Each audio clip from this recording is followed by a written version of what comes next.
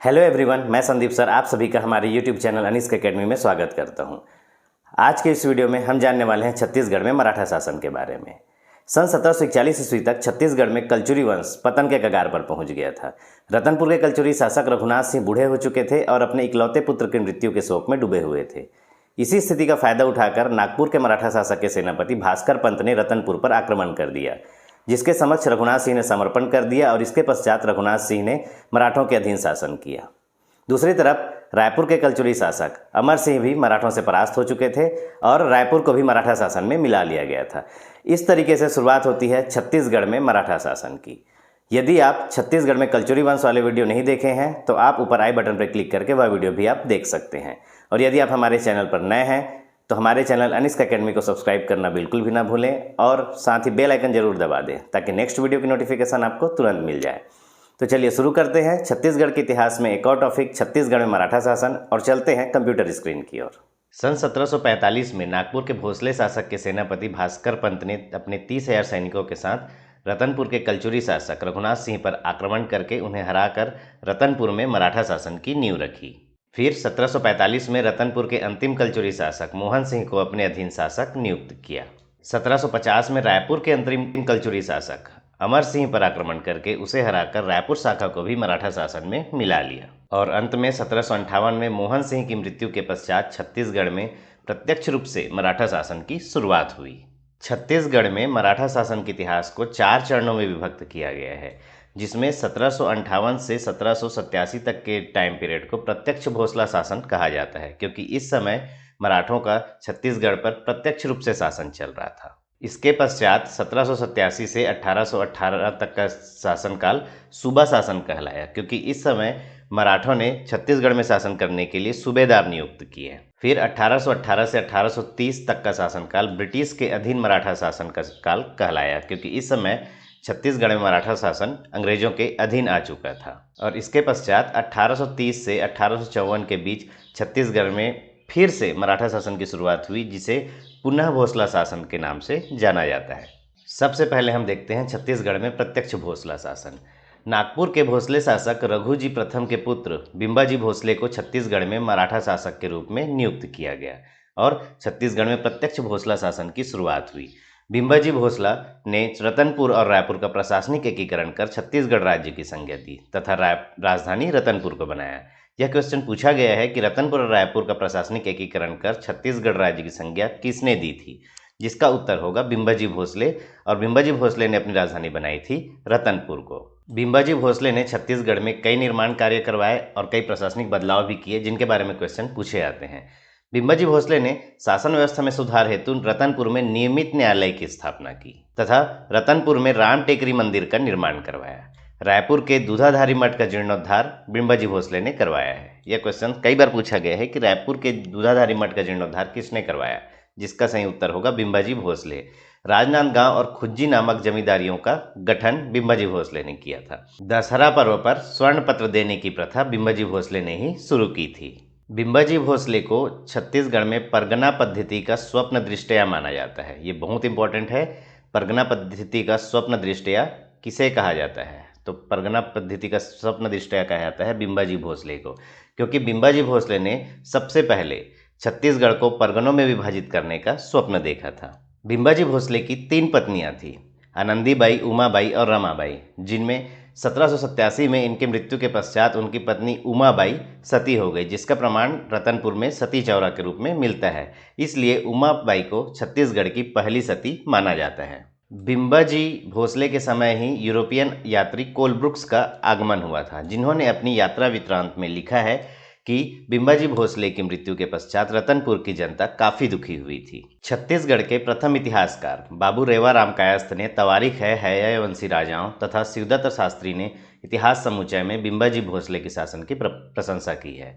यह क्वेश्चन पूछा गया है कि तवारीख है हैयवंशी राजाओं एवं इतिहास समुच्चय में किस शासक का उल्लेख मिलता है, जिसका सही उत्तर होगा बिंबाजी भोसला। 1787 में बिंबाजी भोसले की मृत्यु के पश्चात छत्तीसगढ़ में शुरुआत होती है सूबा शासन की। सूबा शासन के जनक को वेंकोजी भोसला को माना जाता है। बिंबाजी भोसले की मृत्यु के पश्चात छत्तीसगढ़ का शासन वेंकोजी भोसला को मिला। इन्होंने नागपुर में रहकर यहाँ शासन चलाने के लिए अपने प्रतिनिधि के रूप में सूबेदार नियुक्त किए।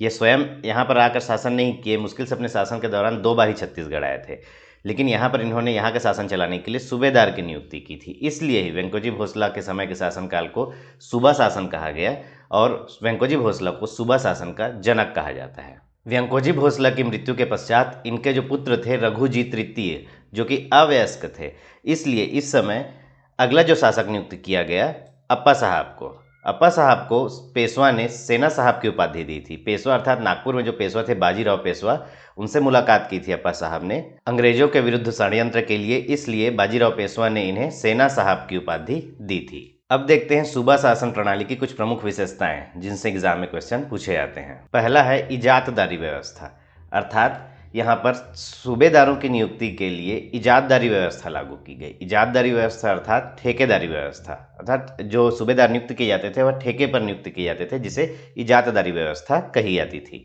खालसा व जमींदार क्षेत्र, मराठों ने छत्तीसगढ़ को 2 भागों में विभाजित कर दिया, खालसा क्षेत्र व जमींदार क्षेत्र। खालसा क्षेत्र में मराठों का प्रत्यक्ष रूप से शासन होता था, कर वसूली का जो कार्य करते थे प्रत्यक्ष रूप से करते थे, जबकि जमींदारी क्षेत्र में कर वसूली के लिए जमींदार नियुक्त किए थे और ये जमींदार से कर वसूल करते थे। तरेंगा व लोरमी, मराठों ने 2 तालुका बनाए, तरेंगा व लोरमी। तरेंगा के अधीन 45 गांव व लोरमी के अधीन 103 गांव आते थे। जमा राजस्व व सेवाई, जमा राजस्व भूमि की उपज पर लगने वाला कर था, जबकि सेवाई त्योहारों पर भेंट के रूप में जनता पर लगने वाला कर था। कमाविजदार, कमाविजदार परगना का मुख्य अधिकारी होता था, जबकि फड़नवीस परगने में आय व्यय का हिसाब रखने वाला अधिकारी होता था। मराठों ने क्रय विक्रय के लिए कौड़ियों के स्थान पर नागपुर में प्रचलित रुपयों का प्रचलन छत्तीसगढ़ में शुरू किया था। तो ये थी सूबा शासन प्रणाली से संबंधित कुछ प्रमुख व्यवस्थाएं जहां से एग्जाम में क्वेश्चन पूछे जाते हैं। अब देखते हैं कि सूबा शासन प्रणाली में जो सूबेदार नियुक्त किए गए उनमें से प्रमुख सूबेदार कौन थे, जिनमें पहले सूबेदार थे महिपत राव दिनकर। महिपत राव दिनकर छत्तीसगढ़ के प्रथम सूबेदार थे और महिपत राव दिनकर के समय ही 1790 में यूरोपीय यात्री फॉरेस्टर का छत्तीसगढ़ में आगमन हुआ था। अगले जो सूबेदार थे वह थे विट्ठल राव दिनकर। विट्ठल राव दिनकर को परगना पद्धति का जन्मदाता माना जाता है। परगना पद्धति का जन्मदाता विट्ठल राव दिनकर को माना जाता है। परगना पद्धति का स्वप्नदृष्टा बिंबाजी भोसले को माना जाता है, क्योंकि उन्होंने छत्तीसगढ़ को परगने में विभाजित करने के स्वप्न देखा था। लेकिन विट्ठल राव दिनकर ने छत्तीसगढ़ों को 27 परगनों में बांट दिया तथा परगनों के मुखिया कमाविजदार की नियुक्ति की। इसलिए विट्ठल राव दिनकर को परगना पद्धति का जन्मदाता कहा जाता है। आपको कंफ्यूज नहीं होना है जन्मदाता और स्वप्नदृष्टिया में। स्वप्नदृष्टिया बिंबाजी भोसले और जन्मदाता विट्ठल राव दिनकर। 13 मई 1795 को यूरोपीय यात्री मिस्टर J.T. ब्लंट का छत्तीसगढ़ में आगमन हुआ था और इसी समय मिस्टर J.T. ब्लंट ने बस्तर में घुसने का प्रयास किया था, जिसके विरोध में बस्तर में भोपालपट्टनम विद्रोह हुआ था।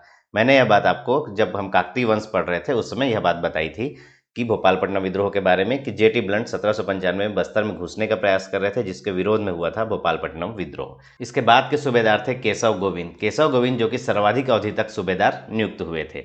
1799 ईस्वी में केशव गोविंद के समय ही यूरोपीय यात्री कोलब्रुक का छत्तीसगढ़ आगमन हुआ था। केशव गोविंद ने कहा था बिंबाजी भोसले की मृत्यु से लोगों को सदमा पहुंचा है। आपको कंपेयर करके रट लेना है कि किस किस सूबेदार के समय कौन कौन से विदेशी यात्री छत्तीसगढ़ आए थे।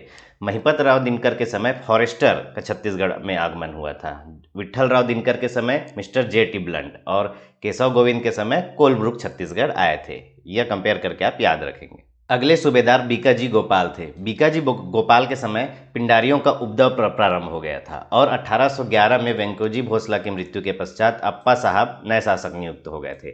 अप्पा साहब ने बीकाजी गोपाल को काफ़ी बहुत बड़ी धनराशि की मांग की थी, जिसे न दे पाने के कारण अप्पा साहब ने बीकाजी गोपाल को सूबेदार पद से हटा दिया था। इसके बाद सखाराम हरी को सूबेदार नियुक्त किया गया, जो कि सबसे कम समय तक के लिए सूबेदार बने थे। ये कुछ महीनों के लिए सूबेदार थे। इसके पश्चात ये असंतुष्ट किसानों द्वारा गोली का शिकार होकर इनकी मौत हो गई थी और अंत में जो अंतिम सूबेदार थे छत्तीसगढ़ के वो थे यादव राव दिनकर। यह भी आपको याद रखना है कि छत्तीसगढ़ में अंतिम सूबेदार कौन थे मराठों के समय, जिसका उत्तर होगा यादव राव दिनकर, और प्रथम सूबेदार थे महिपत राव दिनकर। अब आगे देखते हैं ब्रिटिश अधीन मराठा शासन, जो कि 1818 से 1830 तक था। तृतीय आंग्ल मराठा युद्ध में मराठों की हार के बाद सहायक संधि के तहत छत्तीसगढ़ भी ब्रिटिश संरक्षण के अधीन हो गया था। छत्तीसगढ़ के मराठा शासक अप्पा साहब को जेल में कैद कर लिया गया। जब छत्तीसगढ़ ही ब्रिटिश संरक्षण के अधीन हुआ तो उस समय अप्पा साहब का शासन था, अप्पा साहब को जेल में कैद कर लिया गया। और रघुजी तृतीय, मैंने आपको बताया था कि वो अवयस्क थे, तो रघुजी तृतीय के वयस्क होते तक छत्तीसगढ़ ब्रिटिश संरक्षण के अधीन चला गया था। इसलिए ही जो तीसरा शासनकाल था मराठों का, उसे ब्रिटिश अधीन मराठा शासन के नाम से जाना जाता है, जो कि 1818 से 1830 तक था। इस दौरान छत्तीसगढ़ में कई ब्रिटिश अधीक्षक नियुक्त किए गए। छत्तीसगढ़ में जो ब्रिटिश अधीक्षक नियुक्त हुए उनमें सबसे पहले जो ब्रिटिश अधीक्षक नियुक्त हुए उनका नाम था कैप्टन एडमंड, जो 1818 में ब्रिटिश अधीक्षक नियुक्त हुए। छत्तीसगढ़ के प्रथम ब्रिटिश अधीक्षक थे कैप्टन एडमंड। इन्हीं के समय डोंगरगढ़ में के जमींदारों ने विद्रोह कर दिया था। इसके पश्चात कैप्टन एग्नियो ने अगले ब्रिटिश अधीक्षक बने, जो 1818 से 1825 तक ब्रिटिश अधीक्षक के पद पर नियुक्त रहे। ये जो थे छत्तीसगढ़ में सर्वाधिक समय तक अधीक्षक रहे। और कैप्टन एग्नियो ने राजधानी रतनपुर से रायपुर स्थानांतरित कर दी थी। बिम्बाजी भोसले ने राजधानी बनाई थी, छत्तीसगढ़ का प्रशासनिक एकीकरण करके रतनपुर राजधानी बनाई थी, लेकिन कैप्टन एग्नियो ने रतनपुर से राजधानी परिवर्तित करके रायपुर ले आई और आज तक इसलिए छत्तीसगढ़ की राजधानी रायपुर ही है। कैप्टन एग्नियो के समय ही वीर नारायण सिंह के पिता राम साय का विद्रोह हुआ था और परलकोट में गेंद सिंह का विद्रोह भी कैप्टन एग्नियो के समय ही हुआ था।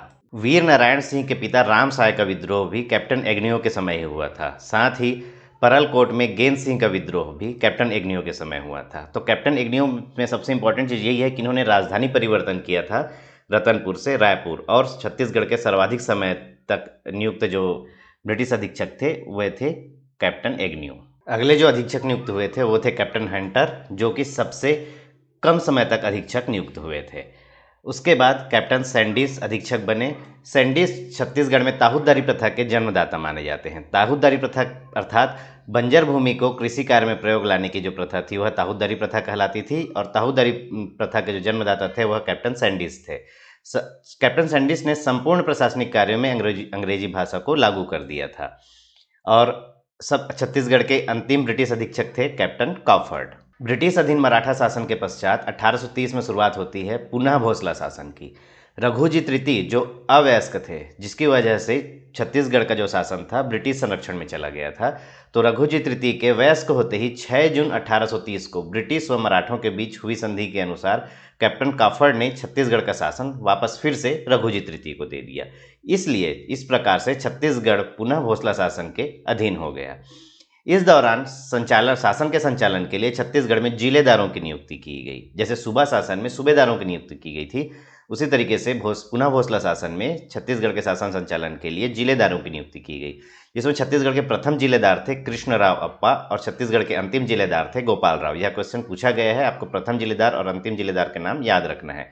प्रथम जिलेदार कृष्णराव अप्पा और अंतिम जिलेदार थे गोपाल राव। 1830 से 1854 तक छत्तीसगढ़ में कुल 8 जिलेदार बनाए गए। इन जिलेदारों का जो क्रम था वह था, सबसे पहले जो जिलेदार थे वह कृष्णराव थे, उसके बाद अमृत राव, फिर सदरुद्दीन, दुर्गा प्रसाद, इंटुक राव, सखाराम बापू, गोविंद राव और अंतिम जो जिलेदार थे वह थे गोपाल राव। आप अगर इनका क्रम याद रखना चाहते हैं तो याद रख सकते हैं। रघुजी तृतीय के समय छत्तीसगढ़ में कुछ महत्वपूर्ण घटनाएं हुई थी, जिनमें कैप्टन स्लीमन ने मुल्तानी ठगों लुटेरों का दमन किया था। मुल्तानी ठगों लुटेरों का दमन किया था कैप्टन स्लीमन ने, और कर्नल कैंपवेल ने नरबली प्रथा का अंत किया था। बस्तर व करौद क्षेत्र में जो नरबली प्रथा प्रचलित थी उसके अंत के लिए कर्नल कैंपवेल को तैनात किया गया था, और इसी दौरान ही सती प्रथा का भी अंत हुआ था। बाद में रघुजी तृतीय सुंदरी व सूरा के चक्कर में पड़ गए और उन्हें शराब की लत भी लग चुकी थी। 11 दिसंबर 1853 को उनका निधन हो गया और रघुजी तृतीय निसंतान थे, उनके कोई पुत्र नहीं थे। इसलिए डलहौजी के हड़प नीति के तहत 1854 में छत्तीसगढ़ को भी नागपुर राज्य के साथ ब्रिटिश साम्राज्य में मिला लिया गया। इस प्रकार यहाँ से छत्तीसगढ़ में मराठा शासन का अंत होता है और छत्तीसगढ़ में शुरुआत होती है ब्रिटिश शासन की। आज की इस वीडियो में हमने छत्तीसगढ़ में मराठा शासन से संबंधित जो भी क्वेश्चन पूछे जाते हैं या जो भी इंपॉर्टेंट फैक्ट हैं वो सारे फैक्ट कवर कर लिए। अगर आपको यह वीडियो पसंद आई हो तो इस वीडियो को लाइक करें, दोस्तों को शेयर करें, साथ ही हमारे चैनल अनिस्क एकेडमी को सब्सक्राइब करना ना भूलें। धन्यवाद।